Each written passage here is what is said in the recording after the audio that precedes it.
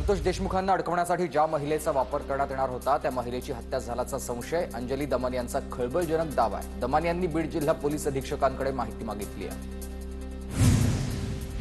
मनीषा बिडवे, मनीषा गोंदवले, मनीषा अकुस्कर, मनीषा बियाणी, मनीषा उपाळे अशा 5 वेगवेगळ्या नावांनी महिला वावरायची। आडसच, रत्नागिरी, अंबेजोगाई, कळंबमध्ये महिलेचा वावर।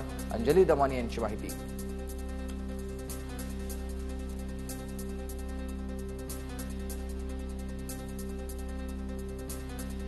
तर ती 5 वेगवेगळ्या नावांनी वावरायची अशी माहिती अंजली दमानी यांनी दिलेली आहे। आणि त्याचबरोबर आडस, रत्नागिरी आणि अंबेजोगाई या तसंच कळंब शहरामध्ये या महिलेचा वावर होता। अंजली दमानी यांची ही माहिती आहे। मनीषा बिडवे, मनीषा गोंदवले, मनीषा अकुस्कर, मनीषा बियाण्या आणि मनीषा उपाळे अशा 5 वेगवेगळ्या नावांनी ही महिला वावरायची। आडस, रत्नागिरी, अंबेजोगाई आणि कळंबमध्ये या महिलेचा वावर होता अशी माहिती अंजली दमानी यांनी दिलेली आहे। बीडमध्ये हत्या झालेल्या महिलेच्या संदर्भात अंजली दमानी यांचा हा दावा।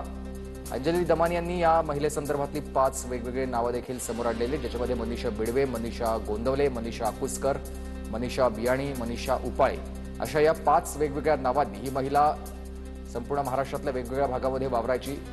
शक्यतो आडस, रत्नागिरी, अंबेजोगाई आणि कळंबमध्ये या महिलेचा वावर मोठ्या प्रमाणात होता अशी माहिती अंजली दमानी यांनी दिलेली आहे। अंजली दमानी यांनी बीडच्या पोलीस अधीक्षकांना देखील या संदर्भातली माहिती दिल्याची माहिती आता समोर आलेली आहे।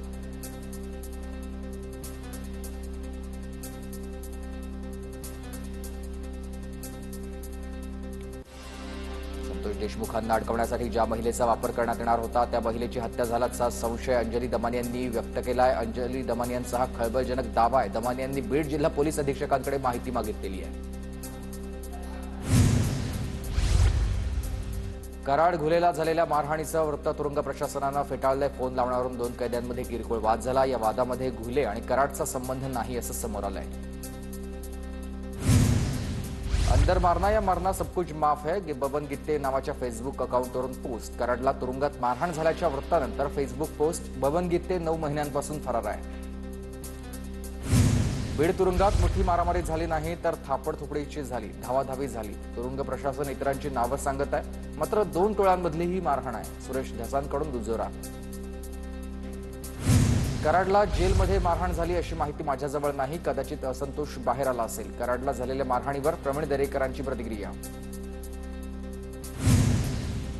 आकाला व्हीआयपी ट्रीटमेंट दिली जाते। आकाकडे एक फोन, स्पेशल फोन, या फोनवरून परळीमधील एका फोनवर संपर्क। सुरेश धस यांचा आरोप। आका आणि समर्थकांना अमरावती किंवा नागपूर जेलमध्ये पाठवा, धसांची मागणी।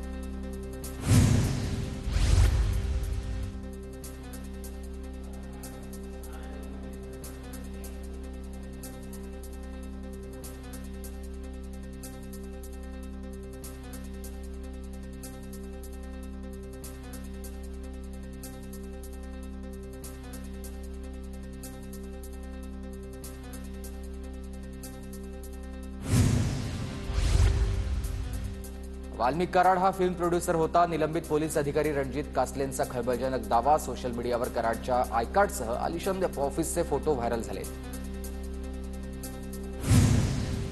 मुंबईतील मालाडमध्ये काल कलश यात्रेदरम्यान तणाव। कलश यात्रेदरम्यान 2 तरुणांना मारहाण झाल्याचा आरोप आहे। भगवा झेंडा फडकवत जाणाऱ्या दोघांना मारहाण झाल्याचा आरोप आहे। मालाडच्या पिंपरीपाडा या परिसरातली घटना। 24 तास होऊनही पोलिसांनी कारवाई केली नाही। मालाडचे आमदार असलम शेख यांच्या दबावात हे सगळं घडतंय। दंगली घडवण्यासाठीच कारस्थानं सुरू आहे। शिंदेच्या शिवसेनेचे नेते संजय निरुपम यांचं विधान। मोदींचा पुढचा वारसदार महाराष्ट्रातून आणि तो संघ ठरवेल। संघाची चर्चा बंद दाराआड असते, राऊतांचं हे वक्तव्य। भाजपच्या अध्यक्षपदी संघाची व्यक्ती असावी अशी संघाची भूमिका। संघाच्या भूमिकेमुळेच मोदी संघ मुख्यालयात येऊन गेलेत, संजय राऊतांचं वक्तव्य। 2029 पर्यंत मोदींकडेच पंतप्रधान म्हणून पाहतोय। उत्तराधिकारी निवडण्याची वेळ आलेली नाहीये। वडील जिवंत असताना भारतीय संस्कृतीत मुलांचा विचार होत नाही, फडणवीसांची राऊतांच्या वक्तव्यावर प्रतिक्रिया। मोदींच्या उत्तराधिकाऱ्याचा आता प्रश्न कसा आलाय? संघ परंपरेनुसार योग्य वेळी योग्य निर्णय घेईल, भैयाजी जोशींचं वक्तव्य। औरंगजेबाची कबर एएसआय प्रोटेक्टेड असून कायद्यांनाच संरक्षण मिळालं आणि औरंगजेबाच्या कबरीचे उदात्तीकरण होऊ देणार नाही, मुख्यमंत्री देवेंद्र फडणवीसांचं विधान। औरंगजेबाच्या कबरीवरून राज ठाकरेंनी अतिशय योग्य भूमिका मांडली आहे। जितेंद्र आव्हाडांचे ट्विट करत राज ठाकरेंचे आभार त्यांनी मानले।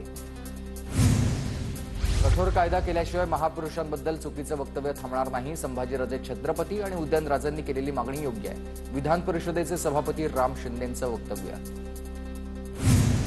औरंगजेबाचा कबरीचा विषय अनावश्यक. औरंगजेबाचा मृत्यू इथे झाला तर त्याची कबर इथेच असणार ना, भैयाजी जोशींचं वक्तव्य. लाडकी बहीण योजना अजिबात बंद होणार नाही. राज ठाकरेंच्या वक्तव्यावर छगन भुजबळ यांची प्रतिक्रिया. अजित पवारांसारखा खडूस हेडमास्टर अर्थ खात्याला मिळालाय. 2100 रुपये कधीच मिळणार नाहीत. लाडकी बहीण योजनेवर माजी खासदार विनायक राऊत यांची खोचक टीका. 1500 रुपये कायमस्वरूपी मिळणार. 2100 रुपये देण्यासाठी थोडा कालावधी लागेल. राज ठाकरेंच्या टीकेनंतर संजय शिरसाट यांचं वक्तव्य. क्या हुआ तेरा वादा. ऐतिहासिक बहुमत मिळाल्यानंतरही शब्द पाळत नाहीत. हर्षवर्धन चपकाळ यांचा अजितदादांना सवाल आहे. राज ठाकरेंना फडणवीसांकडून कोणत्या चांगल्या कामाची अपेक्षा आहे, राऊतांचा सवाल. तर बाळासाहेब ठाकरेंची शिवसेना फोडण्यात फडणवीस, शहा आणि मोदींचा हात. महाराष्ट्राच्या शत्रूला मदत होईल अशी भूमिका नकोय, संजय राऊतांचं वक्तव्य. राज्य चांगले चालवण्याचा आमचा प्रयत्न आहे. राज्य चालवताना सर्वांना सोबत घेऊन जाण्याचं आमचं उद्दिष्ट आहे. राज ठाकरेंनी मांडलेल्या सूचनांवर देवेंद्र फडणवीसांचं वक्तव्य.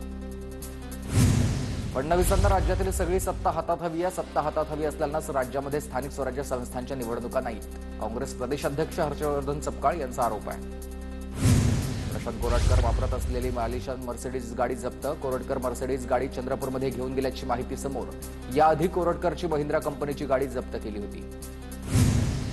मी मंत्री झालोय हे पवारांना अजून मान्यच होईना. माझं राजकारण संपलं तरी चालेल, पण मी पवारांपुढे झुकणार नाही. ग्रामविकास मंत्री जयकुमार गोरेंचं हे विधान. भाजपला याच आठवड्यामध्ये नवा अध्यक्ष मिळणार. पक्षाच्या स्थापना दिनाआधी अध्यक्ष जाहीर करण्यावर भाजपचा भर. भूपेंद्र यादव, धर्मेंद्र प्रधान, डी पुरंदेश्वरी यांची नावं अध्यक्षपदासाठी आघाडीवर. कुणाल कामरा आज पोलिसांसमोर चौकशीला येणार का, याबाबत साशंकता. कामराचा अद्याप खार पोलिसांशी कोणताही संपर्क नाही. खार पोलिसांकडेही कामराच्या उपस्थितीबाबत अधिकृत माहिती नाही. कुणाल कामरा मुंबईत आल्यावर शिवसेना स्थायीनं उत्तर देणार. खार पोलिसांची भेट घेतल्यानंतर राहुल कनाल यांचा कामराला थेट इशारा. रायगडमध्ये तटकरे आणि महेंद्र थोरवे एकाच मंचावर. एकमेकांनी दोघांकडे बघणं मात्र टाळलंय. रायगडच्या सावरोली या गावात कार्यक्रमावेळी तटकरे आणि थोरवे एकाच मंचावर आल्यानं सर्वांच्याच भुवया उंचावल्या. न्यायालयीन कोठडीत मिळाल्यानंतर प्रशांत कोरटकरची कोल्हापूरच्या कळंबा जेलच्या अंडा सेलमध्ये रवानगी. कोरटकरवर अंडा सेलमध्ये 10 सीसीटीव्ही कॅमेऱ्यांची नजर असेल. राज्यातल्या 8 जिल्हा मध्यवर्ती बँकांमध्ये नोटबंदी काळातील 101 कोटी रुपये बँकांमध्ये पडून. 500 आणि 1000च्या जुन्या नोटा सांभाळताना बँकांची कसरत. कोल्हापूर जिल्हा बँकेकडे सर्वाधिक 25 कोटींची रोकड पकडून आहे.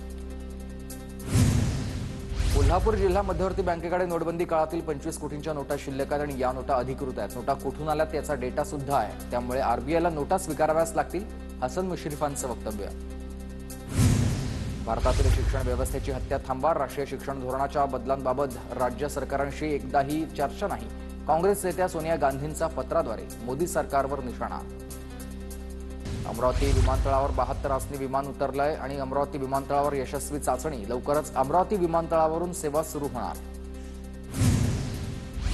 राज्यात पुढील 5 दिवस अवकाळीचे ढग. राज्यामध्ये पुढील 5 दिवसात ढगांच्या गडगडाटासह अवकाळी पावसाचा अंदाज. काही ठिकाणी गारपीट होण्याची शक्यता. हवामान खात्याचा अंदाज. पुणे आणि परिसरामध्ये गुरुवारपर्यंत येलो अलर्ट आणि मेघगर्जनेसह हलक्या ते मध्यम स्वरूपाचा पाऊस पडण्याची शक्यता. रत्नागिरी आणि सिंधुदुर्ग जिल्ह्याला पावसाचा येलो अलर्ट. जिल्ह्यामध्ये अवकाळी पावसाची शक्यता. हवामान खात्याचा अंदाज. किनारपट्टी भागात वेगवान वाऱ्याची शक्यता आहे. नंदुरबार जिल्ह्यामध्ये वादळी वाऱ्यासह अवकाळी पावसाची शक्यता. 30 ते 40 किलोमीटर प्रति तास वेगानं वारे वाहण्याची शक्यता. हवामान विभागाचा अंदाज. राज्यातल्या धरणांमधील पाणीसाठा झपाट्यानं खालावलाय. 2 आठवड्यांपूर्वी 50% आलेला पाणीसाठा आता 47%. जायकवाडी 54%, कोयना 44%, उजनी 28%, तिलारी 38% आणि पवना धरणामध्ये 40% पाणीसाठा. रायगड जिल्ह्यामधील 28 धरण क्षेत्रामध्ये सरासरी 43.99% पाणीसाठा शिल्लक. उन्हाळा वाढत असल्यानंच धरणातील पाणीसाठ्यात झपाट्यानं घट. जालना महानगरपालिका प्रशासनाकडून थकीत 2,16,00,000च्या वीज बिलाचा भरणा, महावितरणकडून जायकवाडी आणि अंबड पाणीपुरवठा योजनेचा वीज पुरवठा खंडित करण्याचा इशारा देण्यात आला होता. जालन्याच्या धानोरा गावात शेतकऱ्यांचं अपहरण करून 25 लाखांची खंडणी मागितल्याचा प्रकार. मैजपूर पोलिसांकडून 5 आरोपींना अटक झाली आहे. स्कॉर्पिओ गाडीसह 9 लाख आणि 80,000 रुपयांचा मुद्देमाल जप्त. कोल्हापूरमध्ये फुटबॉलच्या मैदानामध्ये खेळाडूंमध्ये फ्रीस्टाईल हाणामारी. पाटाकडी तालीम मंडळ आणि श्री शिवाजी तरुण मंडळाचे खेळाडू भिडलेले आहेत. या मैदानात तणाव आहे आणि पोलिसांकडून सौम्य लाठीचार्ज देखील करण्यात आला आहे. चेन्नईत इराणी एन्काउंटरनंतर कल्याणमध्ये इराणी गँगची दहशत. इराणी वस्तीमध्ये शेतकऱ्याला जाळून ठार मारण्याच्या धमक्या. गुन्हा दाखल. गोंदिया शहराच्या पाल चौकामधील हुक्का पार्लरवर गुन्हे शाखेची कारवाई. हुक्का पार्लरमधून निकोटीनयुक्त 1,710 रुपयांचा माल जप्त करण्यात आला. पुण्यामधील घरफोडी गावामध्ये उड्डाणपुलाखाली खोदलेल्या खड्ड्यामध्ये पडून शाळकरी मुलाचा मृत्यू झाला. उड्डाणपुलाच्या ठेकेदाराच्या हलगर्जीपणामुळेच मृत्यू झाला असा कुटुंबियांचा आरोप आहे. पुण्यामध्ये मामानंच केली 15 वर्षाच्या भाच्याची हत्या. छातीवर चाकू हल्ला करत मामानं भाच्याला संपवलंय. रागाच्या भरामध्ये पट्ट्यानंच बेदम मारहाण आणि चाकू हल्ला केला. एक्सप्रेस गाड्यांमधून महिला प्रवाशांच्या पर्स आणि महागड्या वस्तू चोरणाऱ्या सराईत चोरट्याला अटक. कल्याण लोहमार्ग गुन्हे शाखेची मोठी कारवाई. आरोपीकडून 4,56,000चा मुद्देमाल जप्त. गोवा राज्यातील एलईडी नौका सिंधुदुर्ग मत्स्य विभागाकडून जप्त करण्यात आला. एलईडी लाईटद्वारे अनधिकृत मासेमारी सुरू होते अशी राणे मंत्रिपद सांभाळल्यानंतर 3 महिन्यांपासून एलईडी नौकेवर धडक कारवाई सुरूच आहे. नाशिकमध्ये पोलिसांकडून सायबर पेट्रोलिंगमध्ये वाढ झाली. पोलिसांचं सोशल मीडिया साईट्सवर लक्ष आणि समाजामध्ये तेढ निर्माण करणारे मेसेज टाकल्यावर कारवाई होणार आहे. अहिल्यानगरमध्ये नमाज पठणावेळी वक्फ बोर्ड दुरुस्तीची विधेयकाला मुस्लिमांचा विरोध. खिशामध्ये कागद आणि हातात फलक घेऊन निषेध व्यक्त. वक्फ बोर्डची जागा खासगी असल्यानंच त्यावर कोणी ताबा करू नये, मुस्लिम युवकांची मागणी आहे. कोल्हापूर रमजान ईदचा उत्साह. मुस्लिम बोर्डिंगच्या मैदानावर नमाज पठण. खासदार शाहू छत्रपती आणि आमदार सतेजी पाटलांनी मुस्लिम बांधवांना शुभेच्छा दिल्या. अमरावतीमध्ये वकील संघाच्या अध्यक्षपदी सुनील देशमुख तर उपाध्यक्षपदी आशिष लांडे विजयी. वकील संघाच्या निवडणुकीत 92% मतदान. सुनील देशमुख निवडून येताच वकिलांचा जल्लोष. धाराशिवमध्ये मुस्लिम बांधवांकडून ईद निमित्त सामूहिक नमाज. जिल्हाधिकारी, पोलीस अधीक्षक, आमदार, खासदारांकडून ईद निमित्त मुस्लिम बांधवांना शुभेच्छा.